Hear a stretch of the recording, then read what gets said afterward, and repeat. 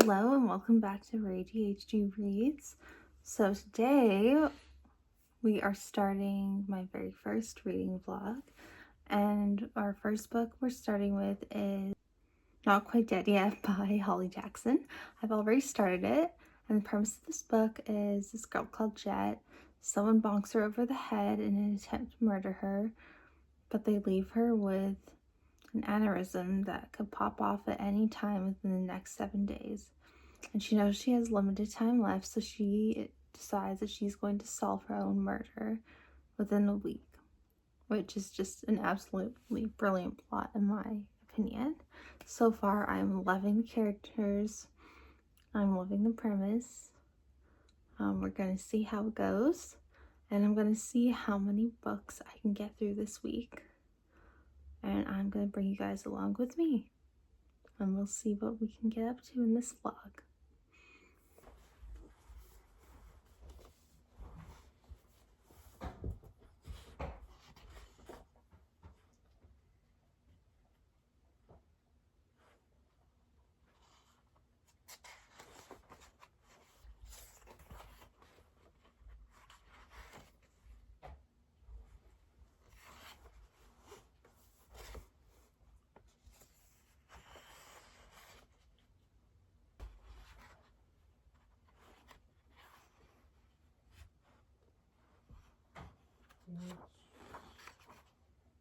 So I just finished 136 of Not Quite Dead Yet, so we're about to start chapter 14.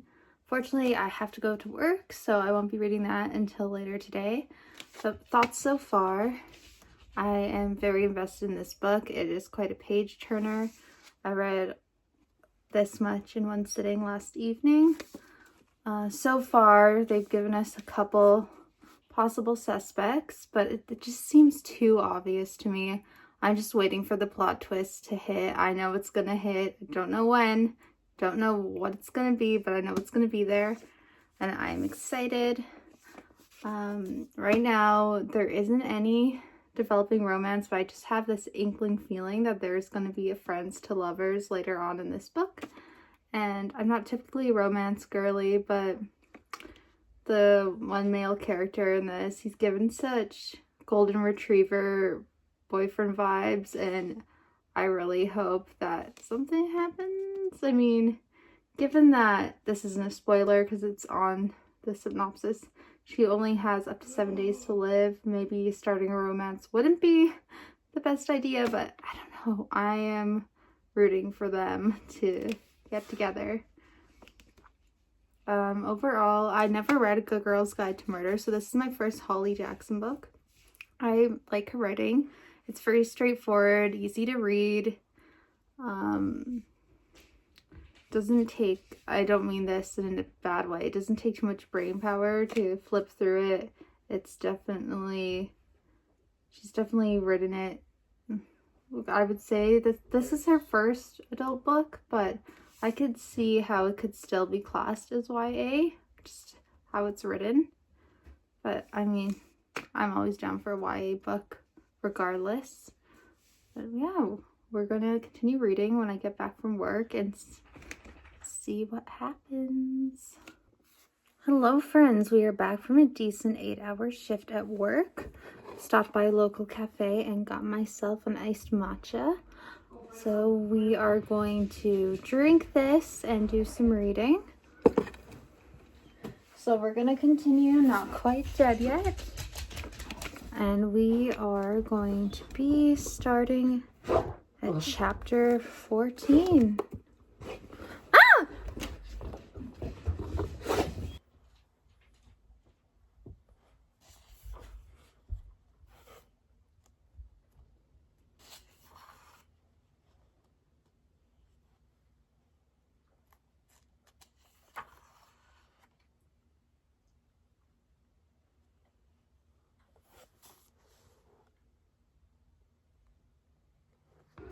So it is 2 hours later, and I have finished Not Quite Dead Yet.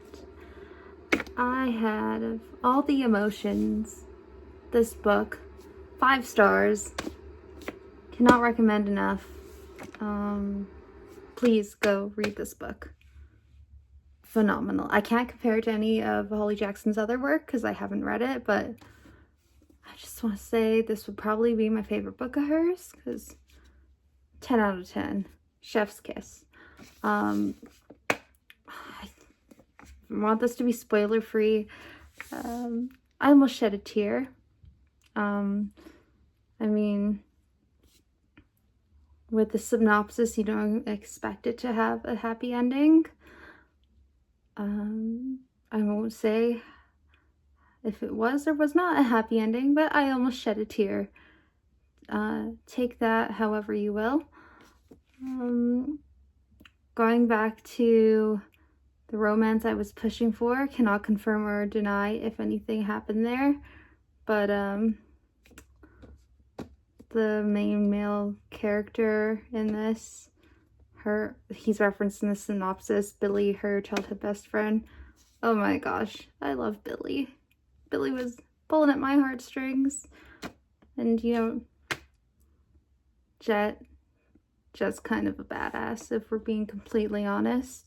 Considering everything she's going through, she still has that spunk and that sarcasm, and I absolutely love that about her.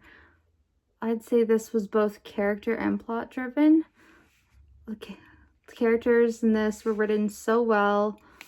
The plot kept me sucked in the entire time. Like, in total, I read this entire book in maybe 3-4 hours.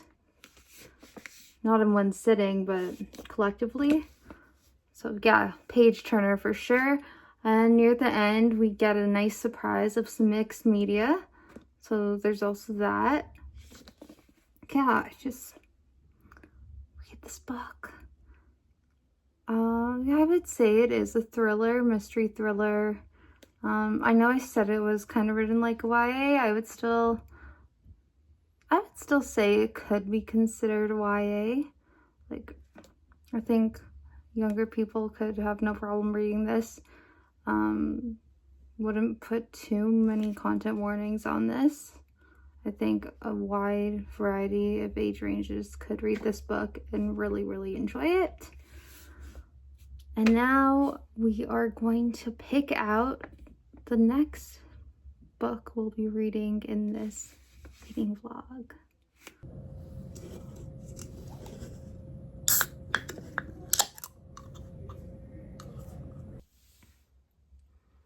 So, of the books on the shelf that I have not read yet, we have 23rd Midnight by James Patterson, She Didn't See It Coming by Sherry LaPena, Stephen King's Mr. Mercedes, Riley Sager with A Vengeance, Seven Husbands of Evelyn Hugo by Taylor Jenkins Reid, We Used to Live Here by Marcus Kluwer,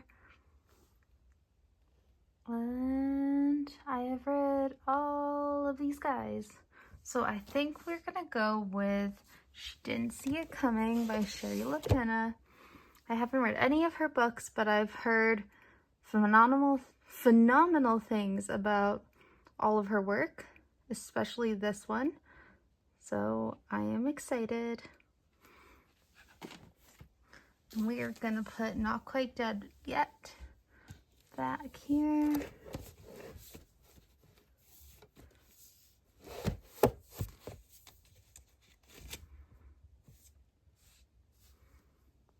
So I just finished chapter 16 of She Didn't See It Coming, and it wasn't a plot twist, but how it's developing did not go the way I thought I was gonna go. I'm not gonna say what happens. It might be a bit of a spoiler. You know what? I'm gonna say it anyway, and I'll tell you when to skip to if you want to skip the spoiler. So this has gone from a missing persons case into a homicide case. I really thought that they were just gonna find this woman missing in the end, but nope, she is deceased. So now we really don't know what's happening. I have a few suspicions, but honestly, it could be totally someone who hasn't even been introduced in the book yet. So I can't wait to keep reading and find out what's going on, because it's definitely keeping me on my toes and I can't stop reading.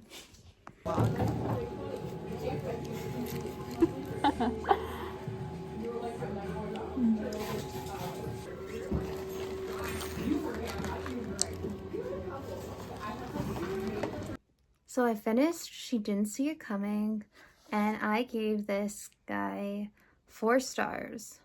So there wasn't a whole bunch of plot twists in here. It was pretty straightforward. I had my list of suspects, and I will say I was partially correct. Yeah, it was still good. I love the prose of Sherry Lapina. As I said before, this is my first book by her. It read very well. It was really easy to read, but it wasn't simple by any means. It kept me intrigued. It was a page turner. I probably read this in a collective of like 3 hours. Yeah, like it did keep you thinking. That like the way the characters are described, I thought more was going to happen. The ending was a little disappointing. Like I thought it could have been left. It did have a conclusion. It wasn't too open-ended.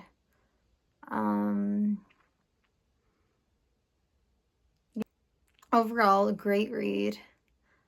I wouldn't say it was quite thrilling. It was more so a murder mystery whodunit kind of thing, but definitely keeps you invested. Page turner for sure. You want to figure it out. And we will see if I read another book in this vlog. Stay tuned to find out. You've been saying that for 2 weeks. Please. She has big green eyes and beautiful brown skin. So tell me where she is. Or find me a boo who can. Please. Whoa! Gratuity Tucci looks. Okay, I think next for this vlog, we are going to try our first Riley Sager book. So we have With a Vengeance. So, With a Vengeance, in 1942, 6 people destroyed Anna Matheson's family. 12 years later, she's ready for retribution. Under false pretenses, Anna has lured those responsible for her family's downfall onto a luxury train from Philadelphia to Chicago. On an overnight journey of 13 hours, her goal: confront people who've wronged her, get them to confess their crimes, and deliver them into the hands of the authorities. Justice will be served. But Anna's plan is quickly derailed by the murder of one of the passengers. As the train barrels through the night, it becomes clear that someone else on board is enacting their own form of revenge, and they won't stop until everyone else is dead. With time running out before the train reaches its destination, Anna is forced to hunt the killer in their midst while protecting the people she hates the most. In order to destroy her enemies, she must first save them, even if it means putting her own life at risk. Now, the premise of this sounds absolutely astounding to me. Imagine you're out to serve justice to the people that have brought downfall to your family, and then you have to save them because they're getting picked off one by one by some unknown murderer. It's low-key giving Bullet Train. If you guys haven't seen that film, recommend. It's more of a comedy than a thriller, but still recommend that. Yeah, I'm excited to dig into this, get my first taste of Riley Sager, see where this goes. I heard he's really good with the plot twists, so I'm excited for that. So we will start this off, and I will be back with an update.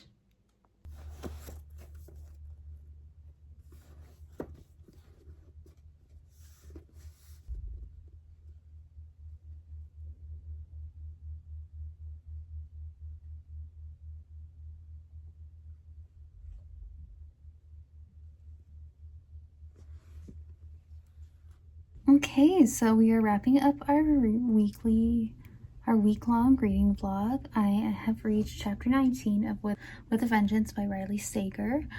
I've made quite a slow progression with this book. It's not that I don't like this book, I don't know. I just find that I haven't been really flipping through it as fast as I normally do. It's engaging. I love the plot. I'm really liking the main character so far, and all the characters have very interesting background stories. It's just not quite a page turner for me, but I am invested in the story. I don't know, maybe it's the prose. or maybe it's Riley Sager's writing. It's just not catching me the way most thrillers do. But I do like the book. I do like it. I'm just reading it slowly, like a chapter here and there. I'm not bulk reading it, if you know what I mean. But yeah, overall, I read 2.5 books in last week, so it wasn't that bad of a reading week for me. I'm hoping to do more reading vlogs in the future. Comment down below what you've been reading lately, and I will see you guys next time.